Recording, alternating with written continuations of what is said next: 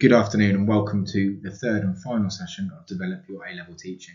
This session has been we decided it was going to be a pre-recorded session.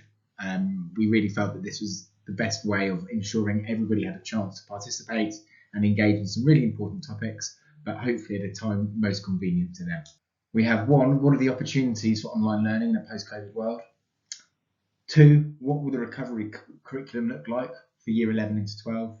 And 3, hopefully when we do return, how can we make the rest of year 13 great and really ensure that our young people can go to university with confidence, particularly given how much they've missed over the last year and a half. So a huge thank you from everyone at HEP for all the hard work that's been put into these recordings and the webinar, and I really hope that you enjoy the session. Thank you very much.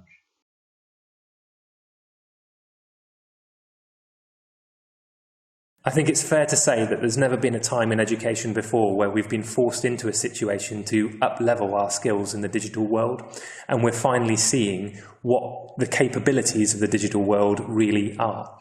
Students have accelerated, staff have accelerated, and perhaps sometimes we've been guilty of focusing on the tools over the education. I know certainly I have at points, but I think it's really important that we then take the time to reflect on what is going to make the biggest impact in our classrooms when we return at some point in the future. So I'm going to show you this, and the caveat now is that I show you this through the lens of Google because we're a Google-led school, but my assumption is that the same capabilities are available, and what I'm trying to present is not platform specific. So please don't be thinking, oh, well, we're not Google, so we can't be doing this. It's the ideas behind what I'm going to show you that are most important. So the first thing is around sharing lesson content with students. Before a lesson, giving students access to the material that they are going to study allows them to get a bit of a head start, allows them to get a foot in the door as to where they're going today. It also allows them to develop that idea of schema. Where does today's lesson fit in the wider context? So posting lessons up for students to engage with beforehand is an absolute key, I think, to bring back into the classroom post-COVID. Once we've brought that lesson back into the classroom, we want to find some way of capturing what's happening. So we've been very good about doing that remotely, where we are either making use of visualizers, or we're annotating slides, or our lessons are recorded, but we have some way of transmitting to students our thoughts and our feelings about the lessons whilst they're being delivered. If we can find a way to capture those when we're back in the classroom, we will allow students to go back and watch lessons at key points that they lost their understanding. So as we've run through topics, possibly too quickly, students would then have the ability outside of lessons to go back with the class notes that they've taken alongside our recordings and really go over material in detail. And to really do that pause, play, that they can stop the clip, wait until they've caught up with their understanding, and then play it again. And then, if necessary, repeat and repeat and repeat. But all of this relies on us doing some simple things. It's often said that YouTube subscribers get the most hits when they work like clockwork. So if you know a video is being released every Thursday, you're more likely to engage with that channel because you know it's going to be there on a Thursday. Well, students are much the same. They won't interact with the material unless you give them a set timetable to work to. My lesson is on a Wednesday. I post the material on a Tuesday. The students know every Tuesday that work is going to be posted. And I'm assuming at this point that we've all got very good at scheduling things to go out in advance, so we don't have to actually press send at that time, but we can do so at an earlier point. The other thing that we want to give consideration to is how students are going to interact with our virtual learning environment. Don't just throw content up for content's sake. Think about how you're going to group these things into topic areas. This allows students to go back to material not only that they've covered this week, but perhaps to go back to material that was covered a long time ago. In my A-level maths class, I group things together by topic area, so all of my differentiation topics sit together in one area. All of my sequences work sits together in another area, so students can quickly and easily pop down and access that material. And speaking of accessing material, this is great for professional development. As I've already mentioned, students can then go on to rewatch videos so that they can see those points of explanation again and again and again. But as staff, it allows us a unique way to go back and observe each other. Where we may be short on time, and where departments may not allow for easy lesson observations, by recording a lesson and watching back at a specific point, for instance here, at 17 minutes in, we're to watch this video, we're really identifying, okay, this is the point where my exposition was going on. We can then look at that as a department and say what worked, what didn't work, how can we make it better, what refinements can we make for next time. So I think the power of the lesson recording is twofold. One for the students and their development, but also one for us as staff and our professional development. Watching yourself back can sometimes be excruciating, but it's also when we learn the most. Being able to share those moments with others really does help to broaden that learning that can take place.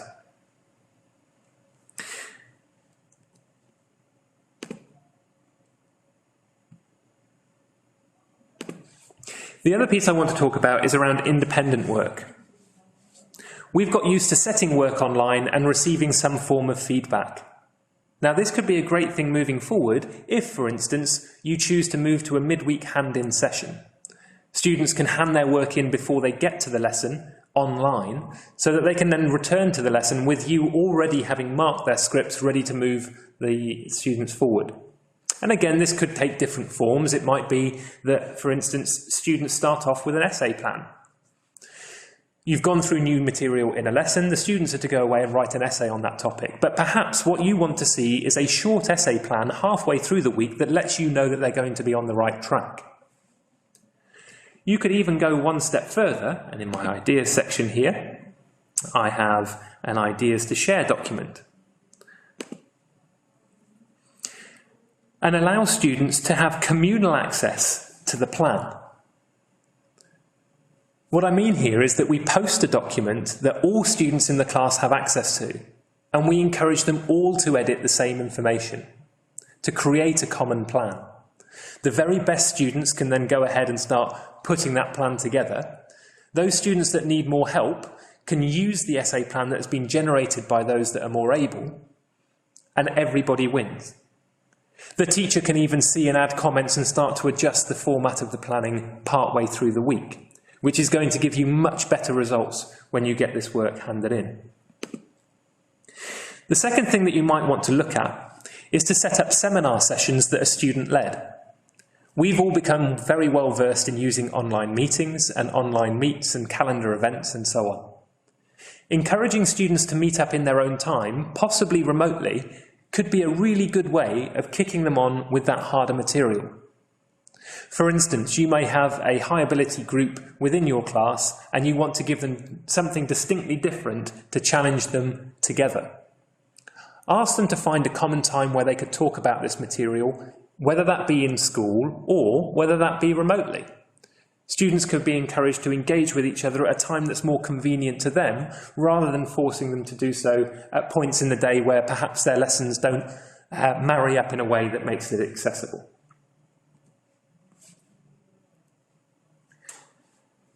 The final thing I want to talk about is assessment tools. There are a great number of formative assessment tools, and I think teaching online, I've had more feedback from students than possibly I've ever had in the classroom. Sometimes asking students to complete a quick poll or to send in a quick answer has gained response from those students that you never hear from in class. But it's also given a really clear indication of whether or not my exposition has been too long, too short, not detailed enough. Looking at what formative tools we can bring back into the classroom, I think, is absolutely key. So there's a link here for 17 formative assessment tools. And again, let's try not to get hooked up in which tool works best, but it's the learning that we want to take from it. It's that taking a pause moment, getting some feedback from the students about how the teaching is going that allows you to better direct the rest of the lesson. By making it anonymous, we seem to be getting more and more feedback. Obviously, there's the use of online forms as well. These can capture more extended responses. So if you're looking to gain some feedback from students in a more summative nature after a lesson, then it will give you a very good indication as to how well teaching has gone that day. And again, it gives you an idea as to how you can craft your lesson to better meet the needs of your students. Ultimately, I think everything comes down to communication, and that's where I want to leave this. We've been forced into a situation where we're communicating with students in a vastly different way. But that's been a good thing. Students, I think, have become empowered to ask questions and to get in contact with teachers in ways that they possibly hadn't imagined before. And also, some of us have now become reliant on that contact to really progress learning in our lessons. So thinking about how we can take communication and how we can ensure students remain focused on that communication throughout the week, and see us as teachers through the week, rather than just as, oh, I only have that lesson on that day, so that's the only time I get to interact with that teacher, I think will make a massive difference in terms of how students are able to better independently learn in the future. Thank you very much.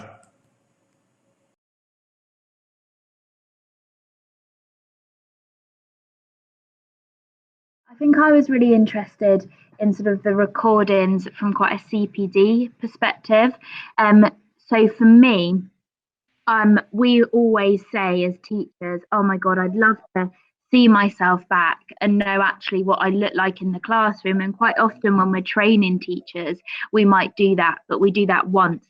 And we don't really do it again because it's a lot of hassle with the camera and you know, with the students and bits like that.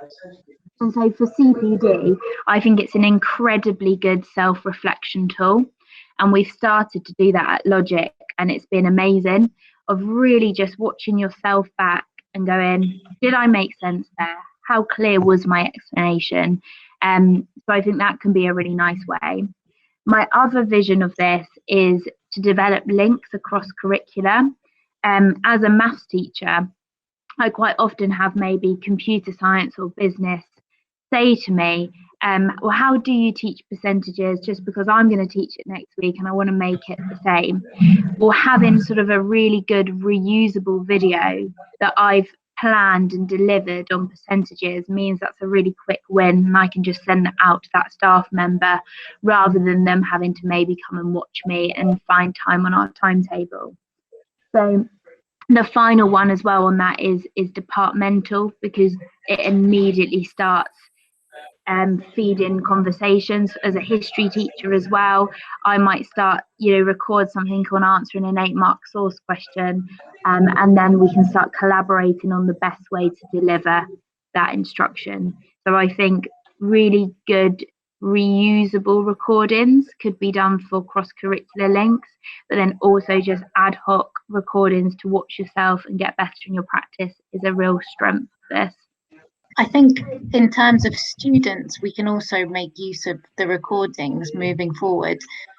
There's a great opportunity for students to be able to pre-watch recordings and also re-watch. And this could be in terms of content, but also for skills. So there might be a scenario where you are about to cover something quite challenging in class, and there's a video that you could create that will support students before the lesson. But also there might be an opportunity where you're going back to a topic, and you might get students to re-watch something to help them make those connections. In a subject like history, it works quite well for skills. So if we were to create videos that help students to decode questions and guides on how to answer that question with a model, that could provide a really good connection between content, because often in history, it's the exam skill, for example, with source analysis, that can help the students to connect material. And I think then kind of going on to the clarity of explanation as well with these pre-recorded videos, they give you sort of time to really think about how you are breaking down a topic, how you are delivering it. And I think it's time to reflect on when you need to stop talking and pause. And they can only be done now by actually thinking about your content and thinking about the misconceptions and thinking about the difficulties that students will have. So you're actually really thinking about a topic, how to chunk it, how to scaffold it, and how to deliver it. So it's not necessarily about the methods in which you deliver it, it's really about the quality of your delivery and the clarity of your explanations that students can then watch again and again and again, which is excellent. Absolutely, I totally agree. And I think also all the kind of remote meetings and whatnot we've all been using so extensively lately really lend themselves as well to more independent study. So we could have students having seminar groups, we could have students having revision sessions that are led kind of independently by them, all of which means that they don't actually have to be present on site at school, but they could be joining all of these remotely. So I think, like, tip of the iceberg stuff here, but thank you so much, ladies. Ultimately, there's so many opportunities to take forward, and the list will only keep growing.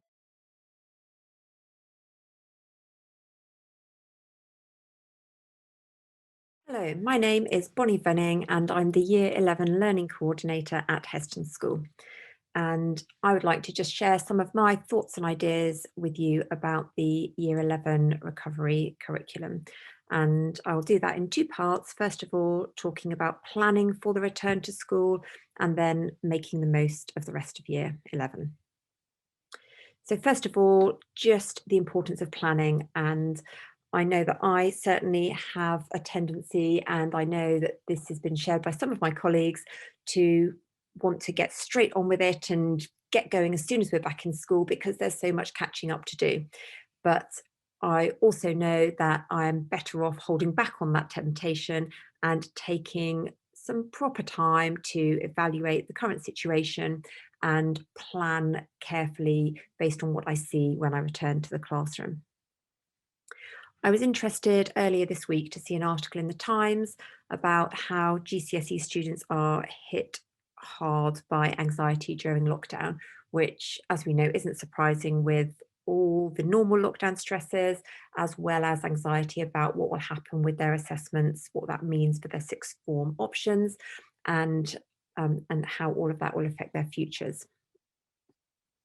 So I think that it's really important with our Year 11s to make sure that we celebrate with them and recognise the positives that have come out of lockdown, because in amongst all the gaps and the difficulties, there have been some positives, and I really feel that the Year 11s this year are far more motivated, disciplined, and organised on the whole. They're resourceful. They are, by and large, taking responsibility for their progress, developing some fantastic communication and IT skills beyond the very informal social media that they're used to using. So lots of positives that I think it's really helpful to reinforce with them. Of course, there are also lots of gaps which fall into, I think, these three key areas that I'd like to talk about individually. So one of the things that we did when we returned to school in September was planned an extended return period where students spent most of the week in their tutor groups looking at planning for their year, looking forward to their year, resetting routines, but also picking up on some of the things that they will have missed while they were out of school. And importantly, those would include study skills, how to make the most of every lesson, what's expected of them in lessons, how they can work really effectively, and revision strategies. They missed their Year 10 mocks and didn't have the kind of input to revision and the practice of that a normal year group would have had. So we took time to catch up on some of those things with them. Of course, there are some students who haven't had so many of the positives of lockdown and have really disengaged completely from remote learning. And some of those students have totally disengaged from learning, whereas others will have selectively disengaged. And I think it's really important when we go back into our classrooms for us to know exactly which students fall into which category. So which students have made good progress, are motivated, are moving forward well, which students are totally disengaged and need a different approach and have a lot to catch up across all their subjects. So they will not be able to dedicate their whole lives to catching up on our subject because they are equally behind on everything, and which students are selective disengagers who have decided that they're just not going to do this subject because they don't see it as being that important to their future, or just because they don't like it so much. It's also useful, I think, for us to recognise barriers that will persist with some students. So some students will have mental health issues, have been affected by bereavements, and of course, we need to recognise the difficulties that those students will continue to face and the extra support and encouragement that they will require. One of the ways that we have used last lockdown to help to motivate our students was progress trackers. So we made week by week plans for the learning that our disengaged students had missed. So rather than it seeming a completely insurmountable task to catch up on the lost work, they had a week by week plan, and they knew if they just did what their teachers asked them to do every week, they would move through and catch up, and that helped their anxiety levels and helped them feel confident and motivated to do the work that was required to catch up. Another important idea that we've used is to encourage our Year 11 students to really own their learning, to regularly set their own goals, review those goals, set more targets, and feel that they have some measure of control in this uncertain time.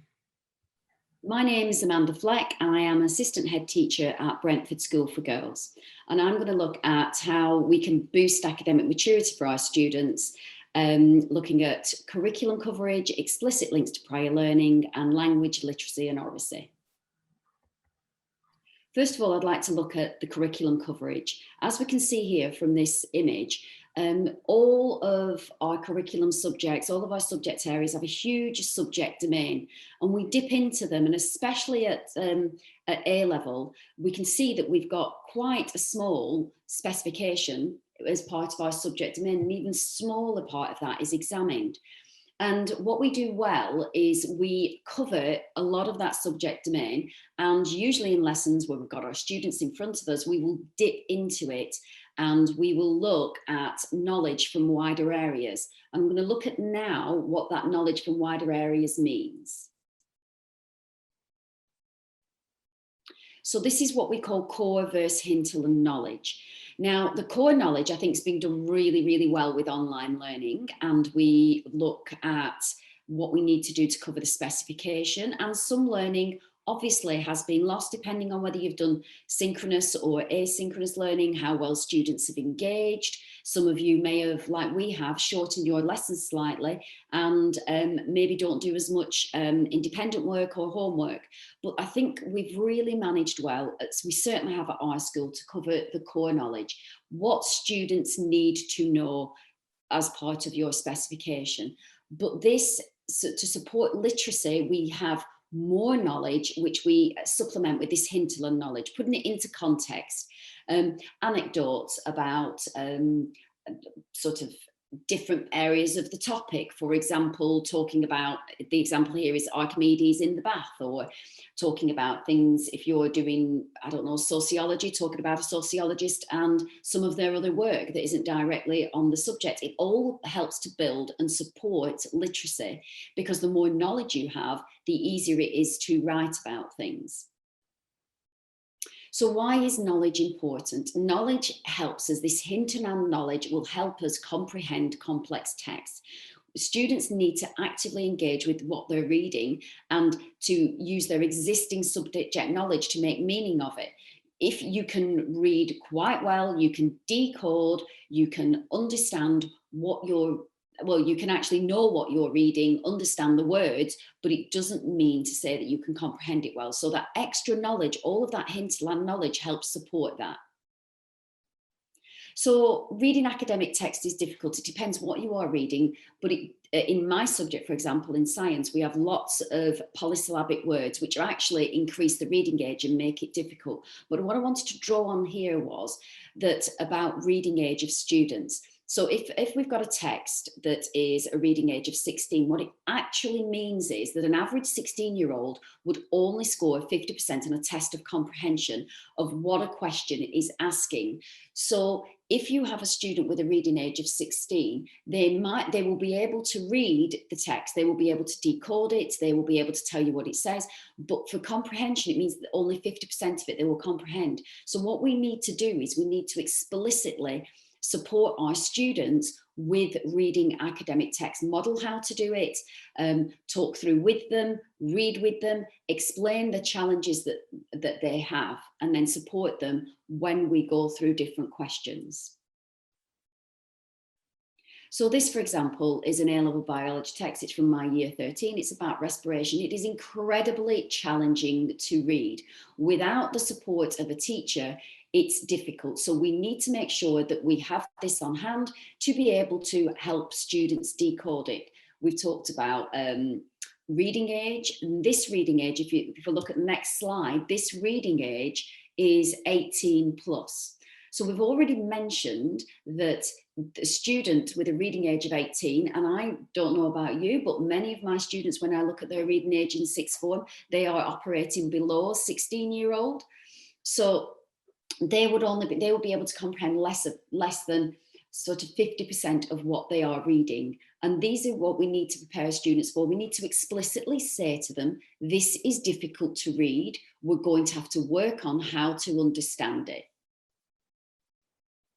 So what strategies can we use? I think it's really important to reinforce key terminology. I've got examples here from science, geography, and sociology. We obviously give glossaries, but we need to use them. We can't just give them and expect students to be able to learn them.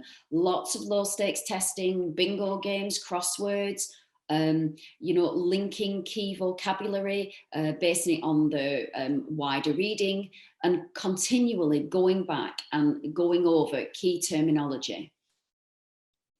So opportunities for group discussions. During lockdown learning, online learning, whatever you want to call it, my students have engaged. However, it's very, very difficult on an online platform, regardless of what platform you're using, to get meaningful discussions. We've used breakout rooms, which help, but it's very different than being able to observe everybody having group discussions. Oracy precedes literacy. Students now, I found, actually communicate really, really well through the chat, but verbally not so well. In the breakout rooms, it's okay, but it's not as good as it would be being able to say, oh, I've listened to a great explanation by two students here. Can you share with the rest of the class? It's not quite that easy. So plenty of opportunities need to be provided for those group discussions so that students can actually hear other students articulating their thoughts and ideas. And I'm also a huge fan of getting students back to handwriting, helping them to think about what they're writing, retrieve it from their long-term memory, or actually put down their thoughts or their discussions into words. Explicit links to prior knowledge. I know Geeta's going to talk about this in the next section. What we need to do is we need to be constantly revisiting what they've done during the lockdown learning, what they've done at GCSE, to again build into long-term memory. Have a curriculum map, have a recovery map, looking at what was done in the lockdown learning compared to what we are doing now, and build those explicit links. Signpost them continually for your students in every lesson. This is what our school's doing in A-level Humanities, very much about all of those things that I've been talking about. Articles for wider reading, for that hinterland knowledge. Reading textbooks by looking at the words, by highlighting, by referring to glossaries. Regular class discussions, vocalize opinions with helping with those oracy skills. So in history, they have weekly tests that go back to interleave the work that they've done in year 12. and to sort of reinforce the knowledge and actually go back through the Key Stage 4 lessons again, because I think what we forget sometimes is we've covered, this is GCSE work, we've covered it at GCSE. I make those links explicit. This is what you know from GCSE. We are going to build upon it. We built upon it in year 12, now in year 13. We're going to draw on that again.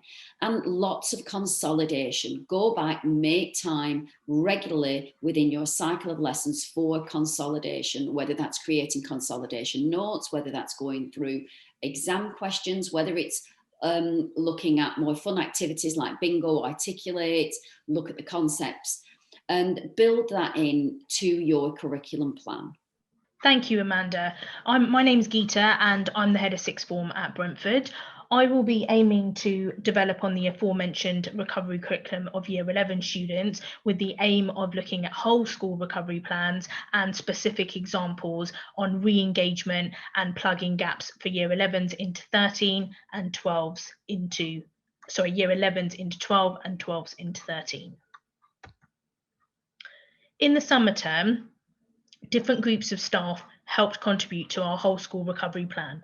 And as you can see here, this is an example of our first week back, but this was a week by week plan where all students were considered across the curriculum, but also a really key focus on student well-being and re-engagement.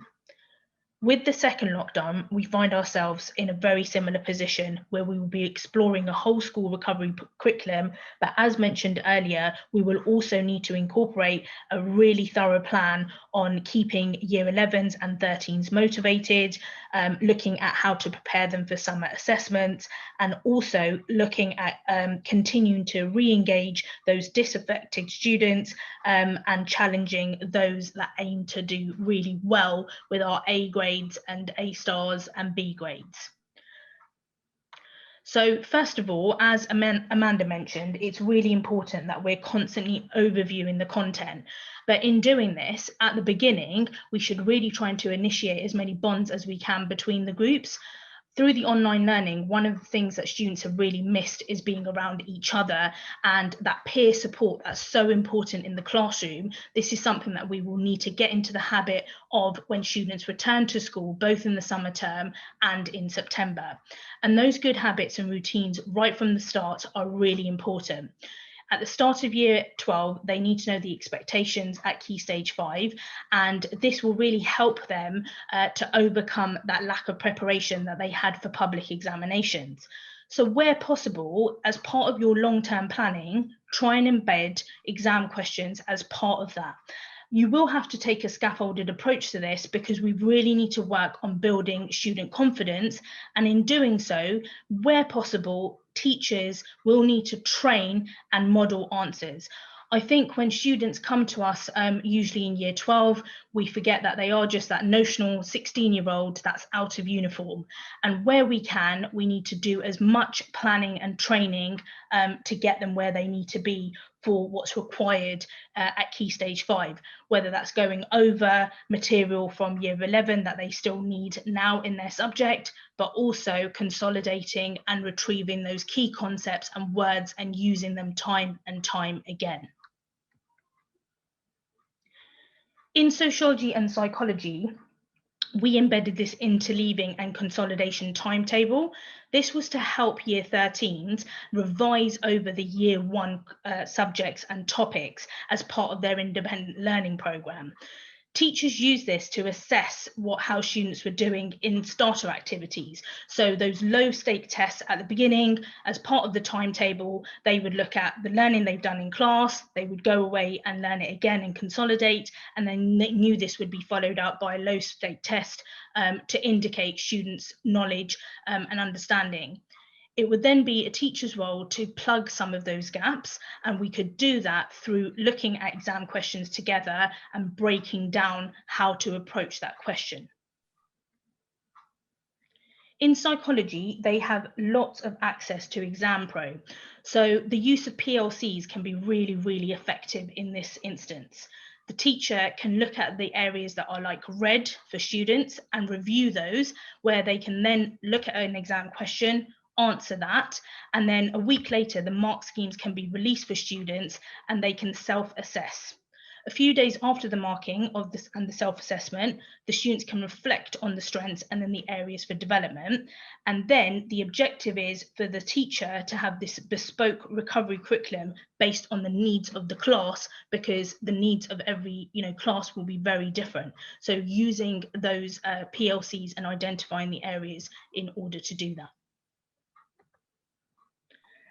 And we know that the transition from a GCSE to A-level tends to come with lots of bridging work. And I think this year that will be really important. It allows students to come into year 12 feeling, a little bit more enthused, feeling they have some foundation, because they will lack some confidence. And so really trying to think what you can do for your bridging work from year 11 to year 12, and how that can really set them up for when they enter our classrooms.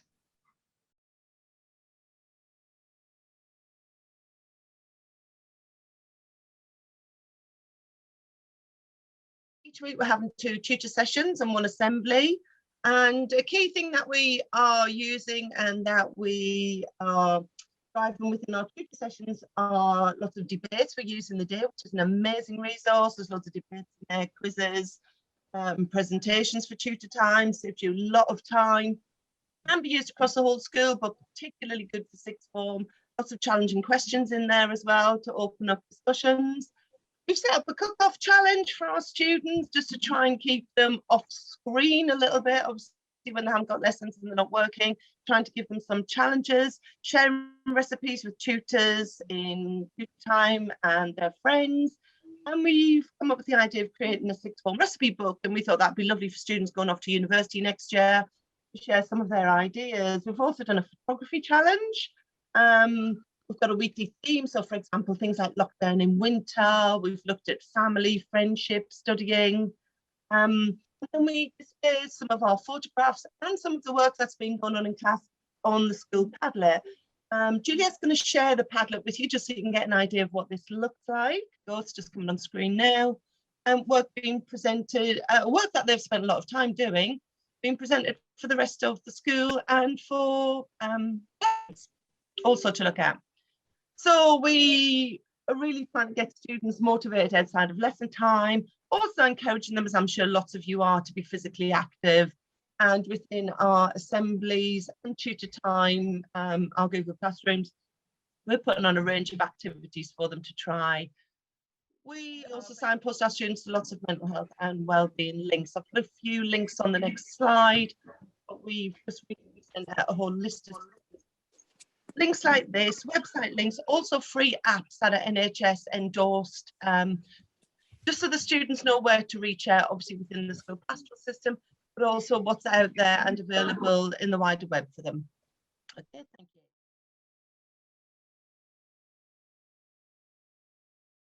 I've got an iPad, and Tom and a couple of other teachers have a tablet where you're able to actually show your notations, your working, your methods, so that their students are very much capable and much easier to follow what you're actually doing. Whereas, if you just got a PowerPoint, you're clicking on next, particularly in maths, it's really difficult for sometimes students to understand, what you're doing and how you're doing it. So yeah, that's another way that we're able to motivate students and get them engaged into the lessons. Sending out like little clips and snippets of online videos from a variety of areas just to build on the core learning and widen their subject knowledge is another idea as well that we've been posting as well. Particularly for those that are at the top end, they like a little bit more of a challenge and a bit more depth when it comes to understanding the maths that's going on. And particularly with larger groups, so what we've done is obviously with using Google Classroom and the breakout sessions for intervention within the class as well. So, if a couple of students don't understand the methodology that you've used, or if there's a particularly difficult question where only a few students aren't too sure what to do, you can go off and break out and then model and go through the problems like so. And I think I'll let Tom carry on with the next section because he's used the extensions as well. So with the breakout rooms, you need a specific extension to access it. I think if it's the first thing you put into Google, it'll come up. It's Robert Hubeck. Just building off that, like Cam was saying, also if you're getting their independent study back and there's a particular question that's causing problems, you can always you can tell particular students, not pick on them, but get them to say, okay, can you come over to here? We'll go through it with them. And then you're not going through it in front of the rest of the class. Also, it can be an optional thing in the lesson if you've explained something. Again, they might not want to ask questions in front of the class, but they might be a little bit more willing to move into this separate breakout room of their own volition, and then they can get some one-to-one if they need it. We've got whiteboard FI there. Dr. Frost has a whiteboard. I think I haven't looked at it yet, but Jules has said that Google have now got the Jamboard, so loads of different interactive whiteboards out there so that you can see what the work that they're doing too, rather than just relying on them saying that they're working through the study. I'm going to talk briefly about what we do in MFL, which sometimes can be a little bit niche, but you can actually use a lot of these things in other subjects. What we found a lot with our students is that feedback is key, and losing engagement, losing interest when you're on your own in your bedroom could be quite, something that all our students are going through at the moment. And feedback, when it's verbal, when they see you, it's really important that you're actually touching base with them.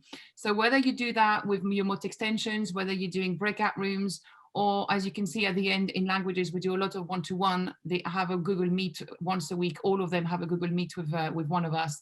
And we touch base. How are you? How's things getting on? How you revising? How you planning your days and so on? So that's really key and important. Whatever subject you teach, is you have that verbal feedback with them, that contact with them regularly.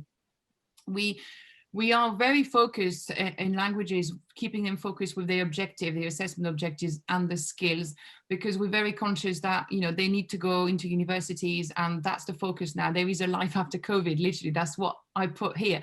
Life after COVID is beautiful, and you have a future ahead of us. And the important is to think these skills, whatever assessment objective that you have, whether it's to do with critical analysis, whether it's to do with use of language, whether it's to do with understanding and comprehension, these are skills that they will need in the future.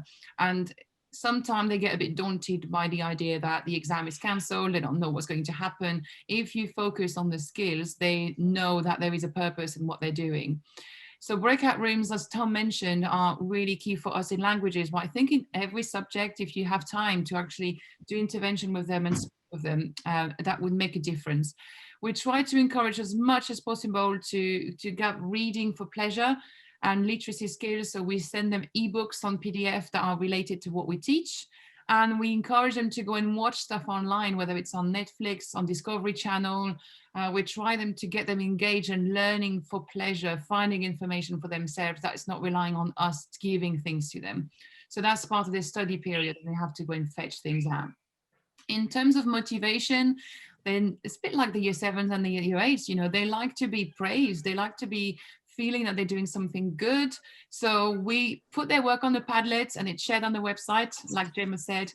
We also use e-cards and praise as much as we can to help them feeling better about their work.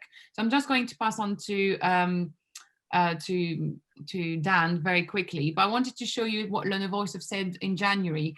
We've asked the year 12 and the 13s what they enjoyed and the subject that they really enjoy learning from, or they feel they're making progress.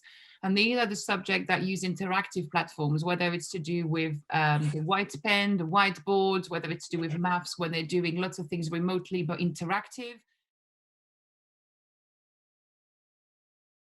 So just to talk through a few of the things that we've been doing in humanities and in politics, I think one of the things that I've been really keen to do is to try and keep routines where I can. So one of the things that we do regularly in politics, it lends itself to it, is a quiz that we use to kind of target retrieval. And I've kept that going. All right, we do it every week. The kids really love it. But I've also aimed to include a little bit of lightheartedness as well. We had some kind of politicians in their younger days this week, just to keep I'm really big on the human side, I think, at the moment, and making sure that we maintain that level of engagement. Like Tom and Cam were talking about in maths, I've loved the use of stylus or Apple Pen, whatever you have. It's been brilliant for modelling answers, for almost creating a whiteboard type feel and showing students the thinking, or capturing some of their thinking as well, some of the ideas that they've come up with. And it's really good as well for going into things like mark scheme, highlighting key points, picking out lots of those keywords that is important for them to see.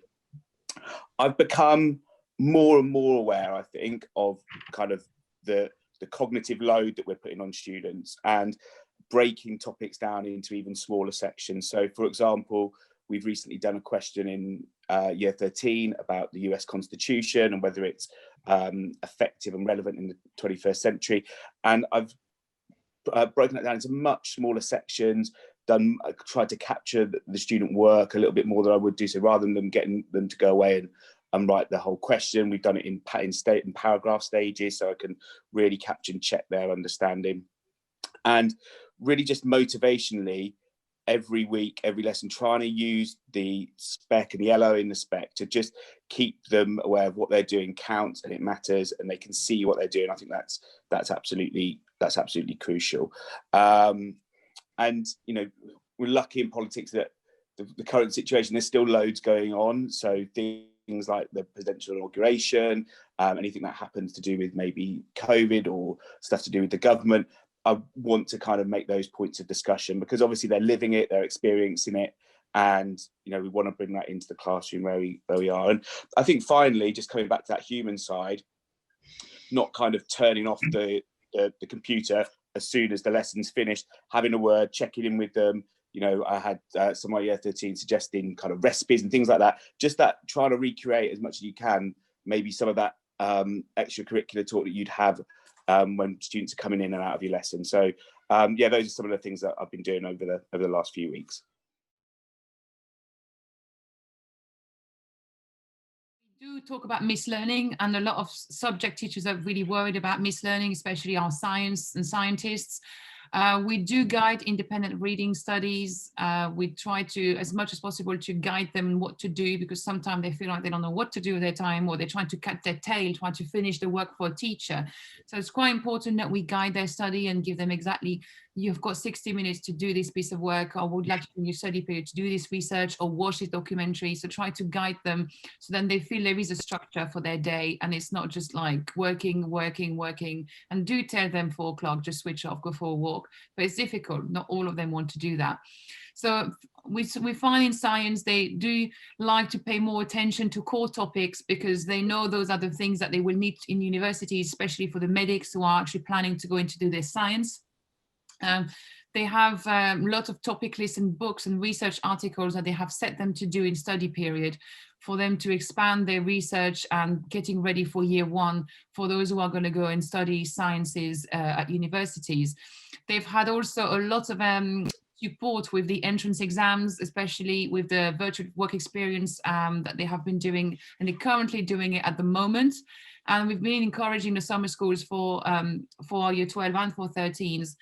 They are out there now. They are actually ready for people to enroll. So have a look at them. It really makes them have a focus that I can do something in the summer that actually will mean something to me.